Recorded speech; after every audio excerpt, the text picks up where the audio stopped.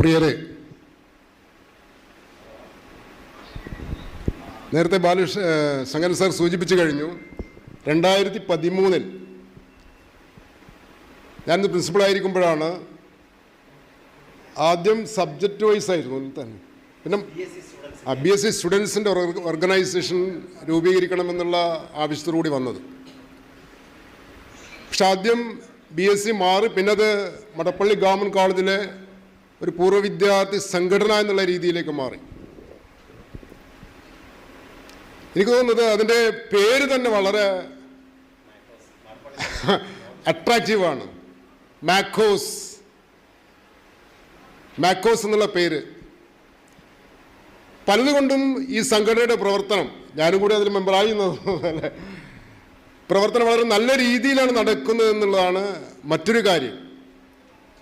കാരണം ഒരു കോളേജിൻ്റെ പൂർവ്വ വിദ്യാർത്ഥി സംഘടന എന്ന് പറയുമ്പോൾ നമ്മളെ പൂർവ്വ വിദ്യാർത്ഥികളാക്കിയത് മടപ്പള്ളി ഗവൺമെൻറ് കോളേജാണ്. അപ്പോൾ നമ്മൾ ഒരു വർഷം നമ്മൾ പുറത്തുനിന്നാണ് പരിപാടി നടത്തുന്നെങ്കിൽ കൂടെയും ഏതെങ്കിലും ഒരു പരിപാടി ആ ഒരു വർഷം മടപ്പള്ളി ഗവൺമെൻറ് കോളേജിൽ നമ്മൾ നടത്തിയിരിക്കണം. നേരത്തെ രാമകൃഷ്ണൻ സർ സൂചിപ്പിച്ചു കഴിഞ്ഞു, അസംഖ്യം പൂർവ്വ വിദ്യാർത്ഥി സംഘടനകൾ മടപ്പള്ളി ഗവൺമെൻറ് കോളേജിലുണ്ട്. വിദേശങ്ങളിൽ പോലും വളരെ ശക്തമായ സംഘടനകൾ പ്രവർത്തിക്കുന്നുണ്ട്. ഇപ്പം ഞങ്ങൾ തന്നെ, ഞാൻ കോമേഴ്സാണ്, കോമേഴ്സിലെ CAM എന്നുള്ള സംഘടന വളരെ നല്ല രീതിയിൽ രജിസ്റ്റേർഡ് സംഘടനയാണ്, പ്രവർത്തിക്കുന്നുണ്ട്. ഞങ്ങൾ പരമാവധി പരിപാടി മടപ്പള്ളി ഗവൺമെൻറ് കോളേജിൽ വെച്ച് തന്നെയാണ് നടത്താറുള്ളത്. അപ്പം നമ്മളാക്കിയത്, ഇപ്പം ഞാനൊക്കെ തന്നെ 1972 മുതൽ 74 വരെ പ്രീ ഡിഗ്രിയും 74 മുതൽ 77 വരെ BCom പഠിച്ചൊരു വിദ്യാർത്ഥിയായിരുന്നു. മടപ്പള്ളി ഗവൺമെൻറ് കോളേജിൽ നിന്നുള്ള കലാലയം ഇല്ല എങ്കിൽ ഞാനൊക്കെ തന്നെ SSLCയോടുകൂടി തന്നെ പരിപാടി അവസാനിപ്പിച്ച് ഏതെങ്കിലും ഒരു ചെറിയ കൂലിപ്പണിക്കാരനായിട്ട് ജീവിക്കുന്നുണ്ടാകുമായിരുന്നു. അതുകൊണ്ട് തന്നെ എന്നും എനിക്ക് മടപ്പള്ളി ഗവൺമെൻറ് കോളേജോട് ഒരു വല്ലാത്തൊരു അഭിനിവേശം തന്നെയാണ്.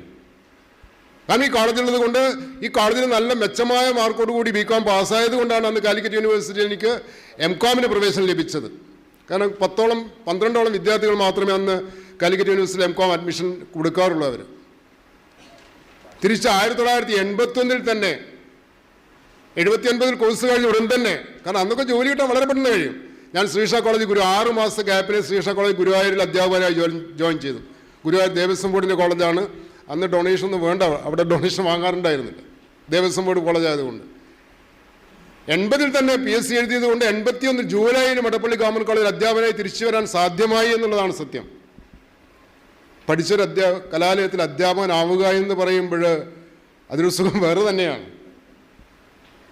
പക്ഷേ ഭാഗ്യവശാൽ, ഒരുപക്ഷെ ദൈവനിശ്ചയമായിരിക്കാം, ഞാനൊക്കെ തന്നെ മടപ്പള്ളി ഗവൺമെൻറ് കോളേജിലെ പ്രിൻസിപ്പളെ കസാല ദൂരെ നിന്ന് നോക്കി കാണുകയാണ്. എനിക്ക് തോന്നുന്നു 1ാം വർഷവും 2ാം വർഷവും പ്രീ ഡിഗ്രി പഠിക്കുമ്പോൾ ഞങ്ങൾ ആ ബ്ലോക്കിലായിരുന്നു. ഇങ്ങോട്ട് അടുപ്പിക്കാറില്ല അന്നത്തെ സീനിയർ അന്ന് 3000ഓളം വിദ്യാർത്ഥികൾ ഉണ്ടാകുമെന്ന് എനിക്ക് തോന്നുന്നത്. സീനിയർ വിദ്യാർത്ഥികൾ ഇങ്ങോട്ട് അടുപ്പിക്കാറില്ല ഞങ്ങളൊക്കെ തന്നെ. അപ്പോൾ വളരെ ദൂരെ നിന്നാണ് ഞങ്ങളൊക്കെ പ്രിൻസിപ്പൽ ചാമ്പർ നോക്കി കാണുന്നത്. ആ ചാമ്പറിൽ ദൈവനിശ്ചയം കൊണ്ട്, അല്ലെ ദൈവത്തിൻ്റെ സഹായം കൊണ്ട് എനിക്കും കയറിയിരിക്കാനായി 2 വർഷത്തോളം. അപ്പോൾ ഞാൻ നേരത്തെ സൂചിപ്പിച്ച പോലെ നമ്മളെ ഈ കലാലയത്തിൽ പഠിച്ചവർ തന്നെ തിരിച്ചിവിടെ അധ്യാപകരും പ്രിൻസിപ്പളുമായി വരുമ്പോൾ ഈ കലാലയത്തിന് വേണ്ടി നമുക്ക് പലതും ചെയ്യാൻ പറ്റും. ഭൗതിക സാഹചര്യങ്ങൾ വളരെ പിന്നോക്കമായിരുന്നെങ്കിൽ കൂടിയും അതായത് ഇവിടെ പഠിച്ച പല വിദ്യാർത്ഥികളും പല മേഖലകളിൽ വിചാരിച്ചു കൊണ്ടിരിക്കുകയാണ്. നമ്മളെ പോലെയുള്ള പൂർവ്വ വിദ്യാർത്ഥി കൂട്ടായ്മകൾ ഇവരുമായി ബന്ധപ്പെട്ട് കഴിഞ്ഞാൽ ഇവിടെ പഠിക്കുന്ന ഇന്നത്തെ വിദ്യാർത്ഥികൾക്ക് ഒരു പ്ലേസ്മെന്റ് നമുക്ക് സാധിപ്പിച്ചു കൊടുക്കാൻ പറ്റുമെന്നാണ് എനിക്ക് തോന്നുന്നത്. ആ രീതിയിൽ നമ്മളൊന്ന് ചിന്തിക്കണം.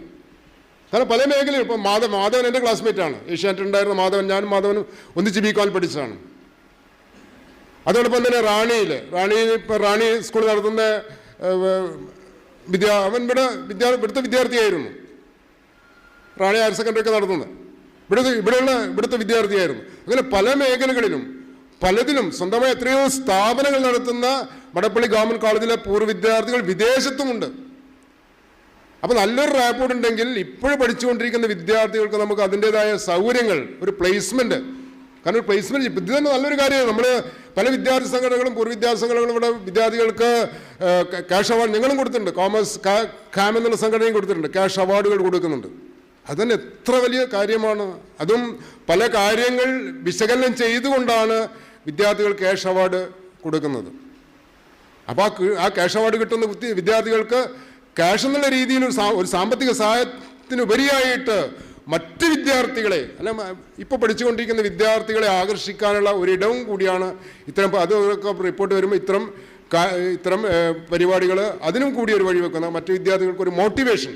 കാരണം ഞങ്ങൾക്കും പഠിച്ച് ഞങ്ങൾക്കും നല്ല അല്ലെങ്കിൽ ആ ഒരു ക്യാഷ് അവാർഡ് ഒരു പൊതുവേദിയിൽ മുൻകാലങ്ങളിലുള്ള പ്രമുഖരായവരുടെ ഇടയിൽ വെച്ച് ഒരു ക്യാഷ് അവാർഡ് ലഭിക്കുക എന്നുള്ളത് മറ്റ് വിദ്യാർത്ഥികൾക്കും ഒരു മോട്ടിവേഷൻ ആയിരിക്കും എന്നുള്ളതാണ് എനിക്ക് സൂചിപ്പിക്കാനുള്ളത്. എനിക്കൊന്ന് മാക്കോസ് ഇവിടെ തന്നെ വന്നവരൊക്കെ തന്നെ വളരെ സീനിയറായിട്ടുള്ളവരാണ്. അപ്പോൾ ഈ സീനിയറായിട്ടുള്ളവർ എനിക്കൊന്ന് മുക്കാളി വെച്ച് ഇവർ എക്സിക്യൂട്ടീവ് മീറ്റിംഗ് ചേരാറുണ്ട്, ഞാൻ കാണാറുണ്ട്. മുക്കാളിൽ വെച്ച് എക്സിക്യൂട്ടീവ് മീറ്റിംഗ് ചേരാറുണ്ട്. അപ്പോൾ ഒരു വർഷം വളരെ വിശദമായ പല കാര്യങ്ങളും അവർ ചെയ്യാറുണ്ട്. അതോടൊപ്പം തന്നെയാണ് ഇത്തരം ഈ രൂപത്തിൽ പരിപാടികൾ ആവിഷ്കരിച്ചുകൊണ്ട് ഈ കോളേജിൻ്റെ ഉന്നമനത്തിന് വേണ്ടിയിട്ട് ഒരു വിധത്തിലെങ്കിലും മറ്റൊരു വിധത്തിൽ ഈ മാർക്കസ് എന്നുള്ള സംഘടന സഹായം ചെയ്തുകൊണ്ടേ ഇരിക്കുന്നത്. ഇപ്പം മറ്റൊരു കാര്യം എനിക്ക് സൂചിപ്പിക്കും, ആദ്യം മാക്കോസ് എന്നുള്ളത് എനിക്കൊന്ന് ചിലപ്പോഴേ ഞാനത് സൂചിപ്പിക്കുമ്പോൾ ചിലർക്ക് ദേഷ്യം വരാമെന്നാണ് എനിക്ക് തോന്നുന്നത്. മാക്കോസ് എന്നുള്ള സംഘടനയുടെ ഒരു ഗ്രൂപ്പുണ്ട്. മുൻകാലങ്ങളിൽ ആ മാക്കോസ് സംഘടന ഗ്രൂപ്പിൽ കണ്ടമാനം കാര്യങ്ങളുണ്ടായിരുന്നു.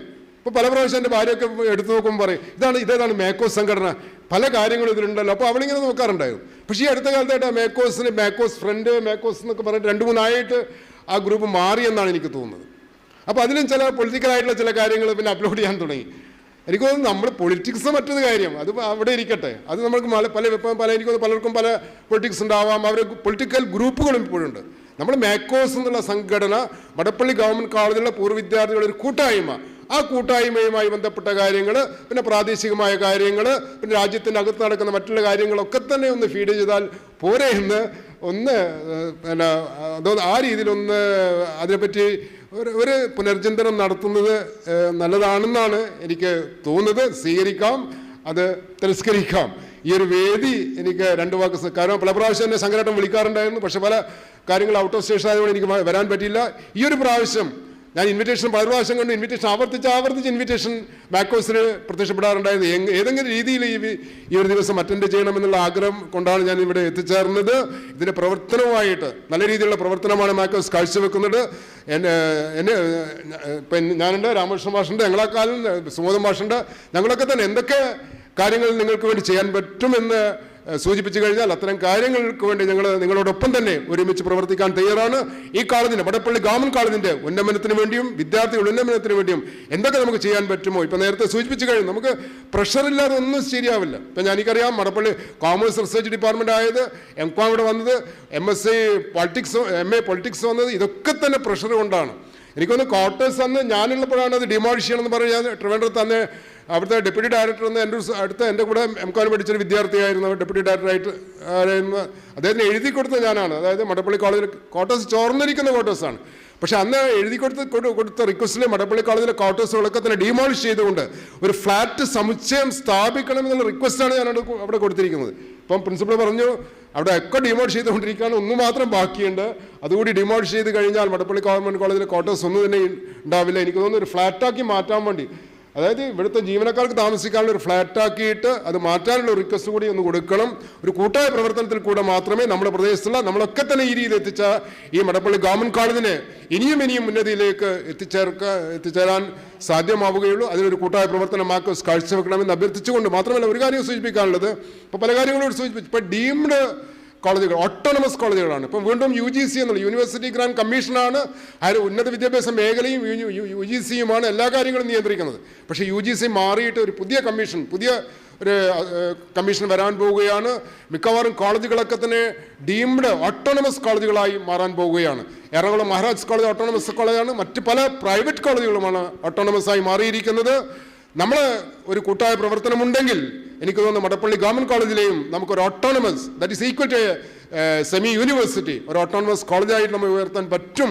അതിനുകൂടി നമ്മുടെ പ്രവർത്തനം ആ വഴിക്ക് കൂടി നീങ്ങണമെന്ന് ആശംസിച്ചുകൊണ്ട് ഞാൻ വിടവാങ്ങട്ടെ. നന്ദി, നമസ്കാരം.